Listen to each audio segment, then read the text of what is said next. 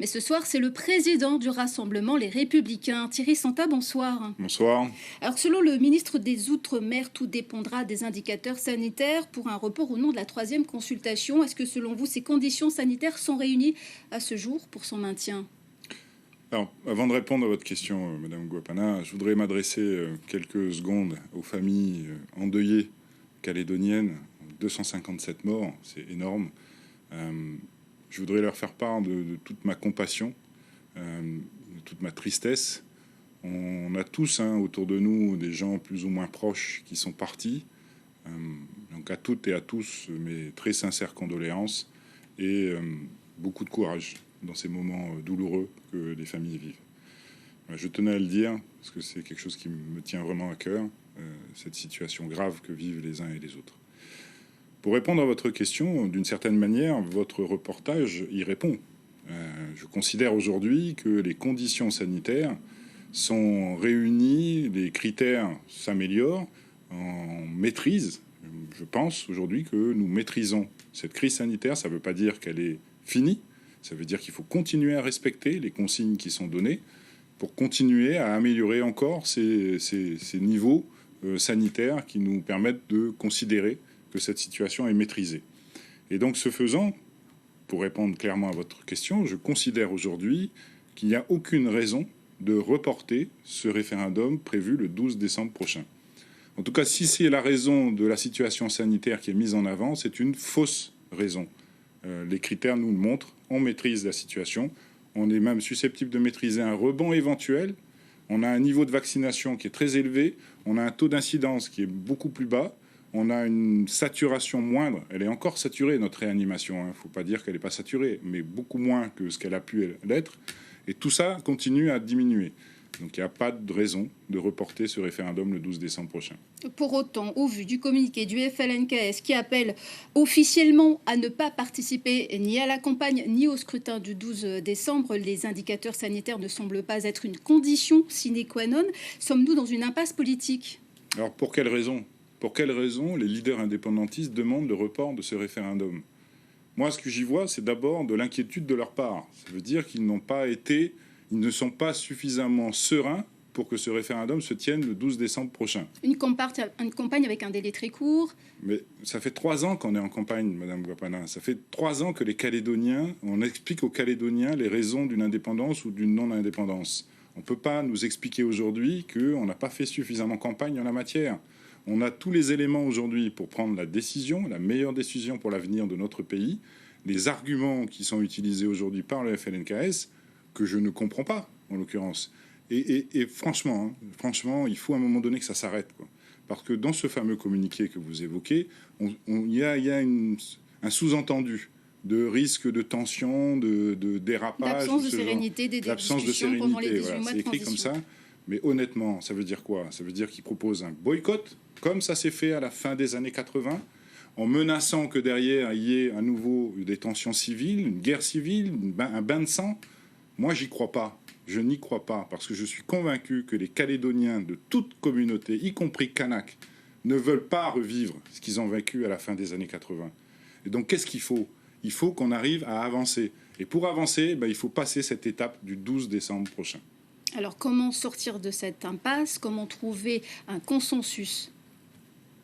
J'ai une proposition concrète à faire aux Calédoniens. Vous savez, moi, je considère que l'évolution statutaire de la Nouvelle-Calédonie, elle est déjà quelque part un peu définie avec tout ce qu'on a vécu jusqu'à maintenant. Je parle bien sûr des 2 premiers référendums, mais je parle surtout de la consultation citoyenne que l'État a organisée en début d'année 2021. Il faut que les gens lisent cette consultation et les résultats de cette consultation. Elle dit quoi? Elle dit 2 choses en particulier. Elle dit que les Calédoniens veulent vivre ensemble et que les Calédoniens, dans leur grande majorité, y compris indépendantistes, veulent garder un lien avec la France. C'est ça que la majorité des Calédoniens veulent. Et à côté, on sait aussi que beaucoup de Calédoniens veulent être maîtres chez eux, maîtres de leurs décisions, maîtres de leurs choix d'avenir. Mais ça, c'est pas compliqué, hein. Ça s'appelle l'autonomie, les confins de l'autonomie. Ça veut dire trouver une solution statutaire qui maintienne un lien indéfectible avec la France, tout en allant vers l'émancipation de la Nouvelle-Calédonie. C'est ça qu'on va devoir trouver. C'est ce cadre-là qui, à mon sens, moi j'en suis convaincu, doit aboutir à une organisation institutionnelle future. Et pour pouvoir atteindre cet objectif, que je pense être le meilleur pour sortir par le haut de la situation, eh bien, consultons les Calédoniens. Consultons les Calédoniens. On sait tous, nous, responsables politiques, que début de l'année prochaine, on va être concentrés sur les élections nationales, présidentielles, législatives. Eh bien, utilisant ces 6 mois de l'année 2022 pour organiser des tables rondes citoyennes, ça fonctionne, on en a eu une hier, on en parlera après si vous voulez, des tables rondes, demandant à l'État d'organiser des tables rondes citoyennes pour demander aux Calédoniens qu'est-ce qu'ils veulent en matière d'éducation, qu'est-ce qu'ils veulent en matière de sécurité, de développement économique, de vivre ensemble, de capacité à concilier nos modes de vie différents, de partager notre culture, de quel mode de santé on veut pour l'avenir. C'est ces questions-là que se posent les Calédoniens. Ils sont fatigués, les Calédoniens, de notre permanente conflit stérile, politique, politicien, électoraliste, de pour ou contre l'indépendance. Eux, ils veulent savoir ce qu'on leur propose pour l'avenir. Demandons-leur à eux. Et ensuite, après avoir passé les élections nationales, avec les résultats de cette consultation citoyenne, mettons-nous autour de la table et trouvons la meilleure organisation institutionnelle qui réponde à ces attentes de la population calédonienne, dans le cadre statutaire que j'ai évoqué au début. Parlons à présent donc de cette table ronde. Table ronde organisée hier, le président Louis Mapou a déclaré que nous sommes dans un entre-deux dangereux durant lequel il nous faut garantir une sortie durable. Alors pourquoi acter un report de l'obligation vaccinale dans les secteurs sensibles prévu là dans 7 jours au 31 octobre ?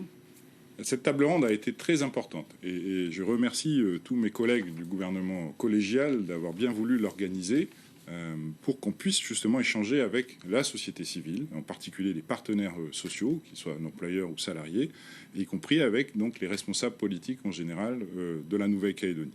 Et elle a eu comme vertu de faire constater à tout le monde les difficultés aujourd'hui auxquelles nous sommes confrontés dans l'application de cette délibération sur l'obligation vaccinale. Donc ce n'est pas un rétropédalage, se donner du temps pour reculer, pour mieux sauter ? Absolument pas. C'est surtout, il faut faire les choses à la mesure de ce qui est nécessaire. On se rend compte aujourd'hui que l'obligation vaccinale telle qu'elle est définie dans la délibération du Congrès n'est pas pertinente et soulève beaucoup de questions.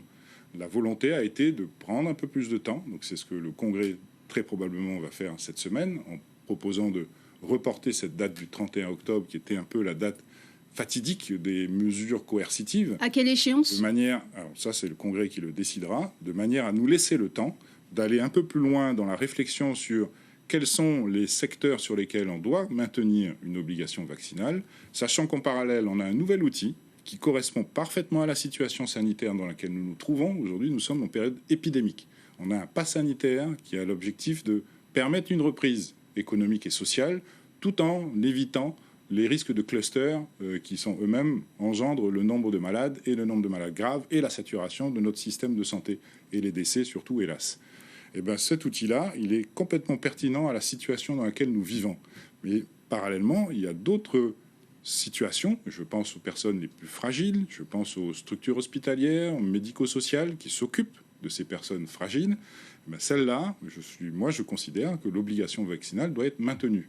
Donc ça, c'est mon opinion, c'est celle que j'ai partagée avec mes collègues du gouvernement, que le gouvernement partagera avec le Congrès de la Nouvelle-Calédonie, de manière à trouver la meilleure façon d'utiliser ces deux outils à notre disposition pour continuer à faire progresser la vaccination, qui est par définition la meilleure façon de protéger les Calédoniens dans le temps. C'est avec ces deux moyens-là et la façon la plus efficace de les utiliser qu'on y arrivera, sachant qu'on est déjà à un niveau élevé, comme l'a expliqué votre reportage tout à l'heure. Et cette crise génère des coûts. Vous parliez des structures hospitalières, les hôpitaux, la vaccination, les vaccinodromes.